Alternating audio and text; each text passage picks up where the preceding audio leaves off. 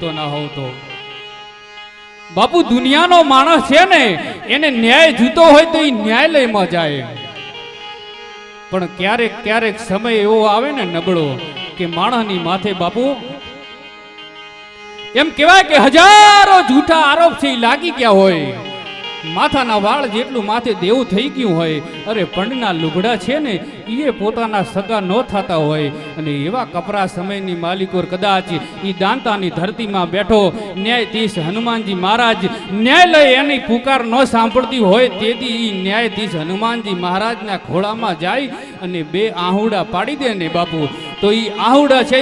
એની આંખમાંથી ધરતી પર પડે ને એની પહેલા એ ન્યાયાધીશ હનુમાનજી મહારાજ છે એનો ન્યાય કરી દે, પછી એને દુનિયાની ન્યાયાલયમાં જવાની જરૂર નથી, એને દુનિયાની ન્યાયાલયમાં જવાની જરૂર નથી. એવો હળાહળ કળયુગમાં હોકારા દેતો દાદો હનુમાન બિરાજમાન છે.